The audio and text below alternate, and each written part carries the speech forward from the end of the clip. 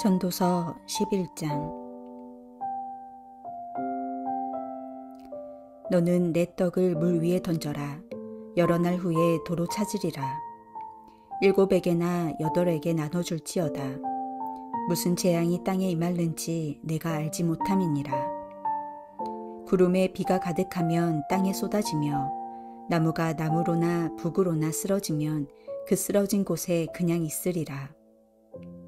풍세를 살펴보는 자는 파종하지 못할 것이요 구름만 바라보는 자는 거두지 못하리라. 바람의 길이 어떠함과 아이벤 자의 태에서 뼈가 어떻게 자라는지를 내가 알지 못함같이 만사를 성취하시는 하나님의 일을 내가 알지 못하느니라. 너는 아침에 씨를 뿌리고 저녁에도 손을 놓지 말라. 이것이 잘 될는지 저것이 잘 될는지 혹 둘이 다 잘 될는지 알지 못함이니라. 빛은 실로 아름다운 것이라. 눈으로 해를 보는 것이 즐거운 일이로다. 사람이 여러 해를 살면 항상 즐거워할지로다.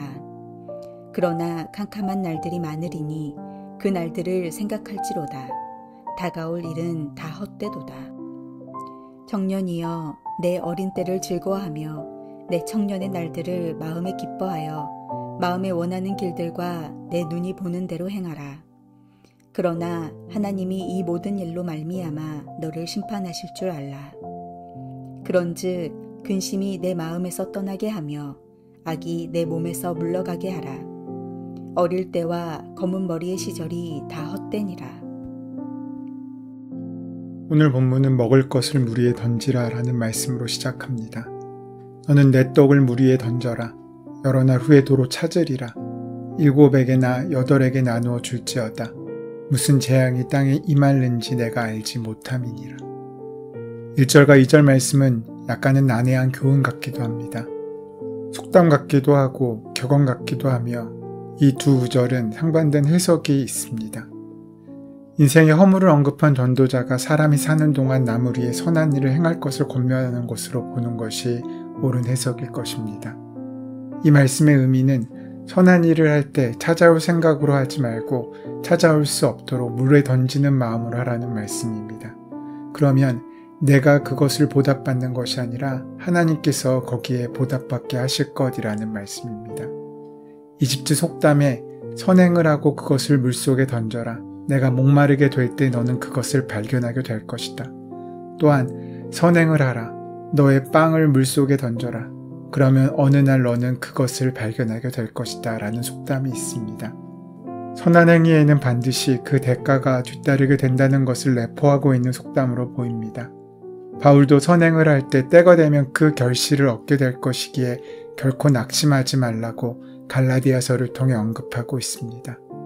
우리가 살아가는 삶의 대부분은 헛되지만 그 헛된 길에서 우리와 더불어 동행하게 하신 이웃을 위해 선을 베푸는 것이 결국 손해보는 일이 아니라 내가 힘들고 어려울 때 하나님의 은혜를 만나는 귀한 통로가 될 거라는 사실을 오늘 노년의 전도자를 통해 우리에게 말씀하고 강조하고 있는 것입니다. 먹을 것을 물에 던졌으니 마땅히 그것을 되돌려 받으리라는 기대를 하기 어렵습니다. 그러함에도 여러 사람에게 나누어 베푸는 인생이 되라고 하시는 말씀입니다. 이 말씀은 지금 당장 보상받을 수 있는 일이 아닐지라도 만사를 성취하신 하나님을 이해하고 인식하면서 주변 사람들에게 오늘 은혜를 베푸는 삶을 삶으로 내일을 준비하라는 권면이기도 합니다. 2절에서 7에게나 8에게 나누어 주라는 말씀은 7과 8이라는 숫자의 의미를 두기보다는 선을 베푸는 데 인색하지 말고 많이 베풀라는 상징적인 표현으로 볼 수 있습니다.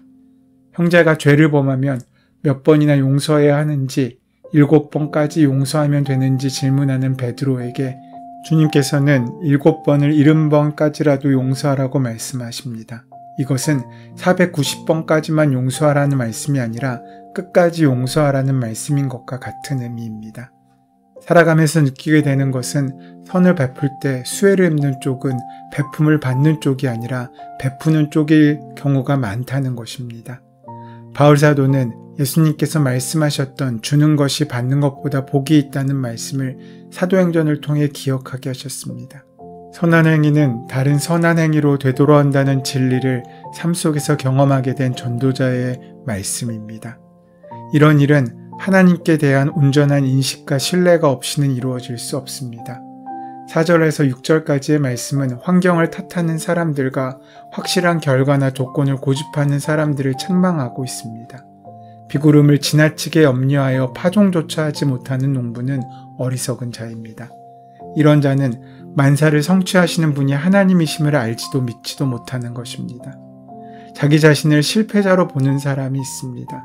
나는 무엇도 할 수 없고 아무것도 할 수 없기에 시작도 하지 않고 주저앉아 있는 사람들이 많습니다. 하지만 그것은 잘못된 생각입니다. 하나님께서 우리를 창조하셨다면 그 하나님의 창조하심엔 실수가 있을 수 없습니다. 하나님은 결코 실패하지 않으시기 때문입니다. 우리의 실패조차도 하나님의 손에 들려지면 아름다운 생애 자료가 될 수 있음을 성경은 말하고 있습니다. 어떤 일이 내 뜻대로 안 될 때 우리는 스스로를 돌아보게 됩니다. 사람들을 대하는 나의 방식이 잘못된 것이 아닌가? 잘못된 목표를 정한 것이 아닌가? 하나님의 뜻을 거슬렸던 것은 아닌가? 이런 질문들을 통해 우리는 점점 더 본질적인 가치에 접근하게 됩니다. 그래서 이런 실패를 우리는 복된 실패라고 말합니다. 실패할수록 오히려 성공에 가까워지기 때문입니다. 하지만 그렇다고 실패를 좋아하는 사람은 없습니다. 실패 그 자체가 우리의 목표일 수 없습니다. 우리는 실패하기 위해 사는 것이 아닙니다. 실패가 거듭되면 대개의 사람들은 자기 자신에 대해 회의를 느끼게 됩니다. 또한 자신에 대하여 부정적인 생각을 가지게 됩니다. 그런데 우리는 성공과 실패에 대해서 각각 생각하는 바가 다름을 인정해야 합니다. 우리가 보기에 실패한 인생 같아 보이는데도 제 딴에는 성공한 줄 알고 사는 사람이 있는 반면에 스스로를 실패자로 생각하지만 인생에 있어서 성공한 사람들도 있습니다. 우리에게 돈만 많으면 그 사람은 성공한 사람입니까? 좋은 대학을 나오고 좋은 직장을 다니면 그는 출세한 사람입니까? 자신이 누리고 싶은 욕망을 다 이루고 살면 그 사람은 성공한 사람입니까? 그렇다면 예수님은 그러한 기준에서 성공한 분이십니까? 실패한 분이십니까? 예수님은 돈이 없으셨습니다. 학벌도 없으셨습니다. 출세도 하지 못했습니다. 하지만 예수님은 십자가 위에서 숨을 거두시기 전에 다 이루었다라고 말씀하십니다. 당신께서 이 세상에 오셔서 해야 할 일을 다 하셨다는 것입니다. 그렇다면 예수님은 성공한 분이시지 않습니까? 성공과 실패를 가르는 우리 시대의 기준은 주로 경제적인 것과 정치적인 것에 있습니다. 하지만 그것이 참 천박합니다. 돈은 없지만 고결한 사람이 있습니다. 돈이 많아도 사람의 품격을 느끼기 어려운 만큼 천박한 사람도 존재합니다. 높은 곳에 오르긴 했지만 올바르게 올라가질 않아서 문제만 일으키는 사람도 있습니다. 그러기에 내가 어떤 것을 소유했는지는 우리의 성공의 근거가 될 수 없고 성공의 증거가 될 수 없습니다. 중요한 것은 우리 인생이 하나님께서 우리에게 맡기신 사명을 온전히 이루는 삶을 살았냐에 달려 있습니다. 우리가 맺는 무성한 나무잎이 아니라 우리가 맺는 열매가 정작 그 나무가 맺어야 할 열매인지를 확인할 때 우리는 귀한 열매를 맺는 존재인지 성공한 인생인지가 결정될 수 있다는 것입니다. 하나님이 내게 맡기신 일이 무엇인지를 온전히 알고 그 일에 최선을 다하는 사람은 그래서 성공한 사람입니다. 백인백색이라는 말처럼 사람들마다 맡겨진 일이 다 다릅니다. 내게 맡겨진 사명이 무엇인가를 온전히 알고 그것을 이루기 위하여 살아간다면 그 인생은 결코 실패한 일생일 수 없습니다. 하나님이 내게 맡기신 사명이 무엇인지 모르기 때문에 아무 일도 할 수 없다고 이야기해서는 안 됩니다. 지금 우리 앞에 있는 현재와 현실에 충실해야 합니다. 그것이 우리의 사명을 발견하는 최선의 길입니다. 우리의 인생이 지금이 비 오는 현실이든 먹장구름이 가득 드리워진 현실이든 햇빛이 쨍쨍한 현실이든 그것을 나의 지금으로 나의 오늘로 받아들이셔야 합니다. 현실이 내 뜻과 같지 않다고 원망만 하다가는 아무 일도 할 수 없습니다. 그래서 오늘 4절에서 지혜자는 이렇게 말합니다. 표준세번역 성경으로 읽어드리면 바람이 그치기를 기다리다가는 씨를 뿌리지 못한다. 구름이 거치기를 기다리다가는 거두어 들이지 못한다 라고 말씀하고 있습니다. 분명 우리는 경이로운 빛 아래서 현재를 즐거워하면서 살아야 합니다. 하지만 항상 염두에 둬야 할 것은 캄캄한 남들, 즉 우리가 무덤에 들어갈 날이 반드시 우리에게 온다는 것입니다. 우리가 우리의 심판자이신 그리스도 앞에 모두 서게 될 그날이 우리에게 온다는 것입니다. 지혜자는 죽음의 날, 재앙의 날, 시련의 날들도 있음을 우리에게 말씀합니다. 최선을 다해 사는 삶을 통해 복된 날을 누리되 역경과 죽음의 날 또한 있다는 사실을 기억하고 살라고 말씀하고 있는 것입니다.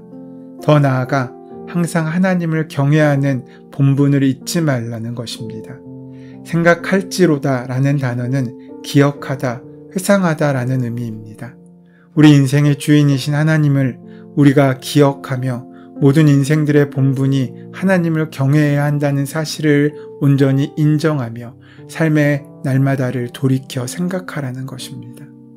장래의 일을 우리가 온전히 알지 못하기에 우리가 지금 할 수 있는 일은 현재 그리고 오늘의 삶에 최선을 다하는 것입니다. 그리고 그 다음 죽음 위에 있을 삶에 대하여 주님의 주권에 달려 있음을 인정하는 것입니다.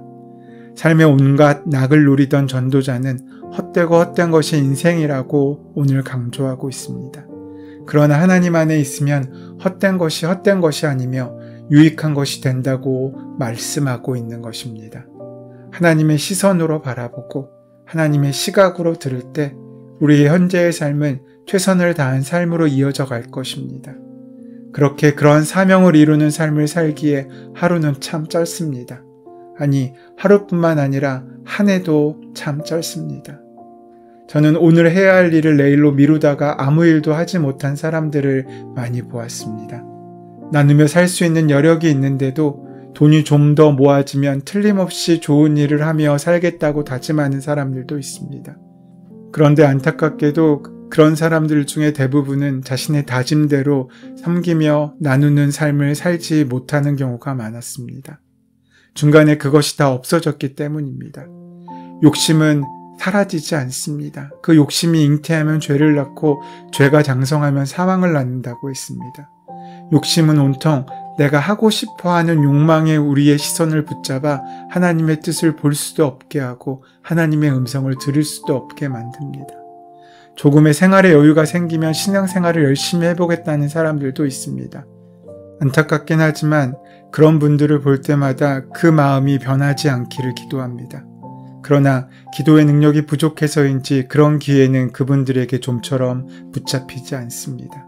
왜냐하면 오늘 할 수 없는 일이라면 내일도 할 수 없기 때문입니다. 이게 우리의 경험입니다. 나눔은 넉넉할 때 하는 것이 아니고 지금 부족하더라도 시작해야 합니다. 헌신은 여유 있을 때가 아니라 지금 바쁘지만 시작해야 하는 일입니다. 우리의 믿음이 자라지 않고 신앙생활에 감격이 없는 까닭이 무엇입니까? 그것은 오늘 이 자리에서 복음의 명령대로 살려고 하지 않기 때문입니다. 주님의 말씀에 순종해라는 사람들은 분명 어려움을 많이 겪게 될 것입니다.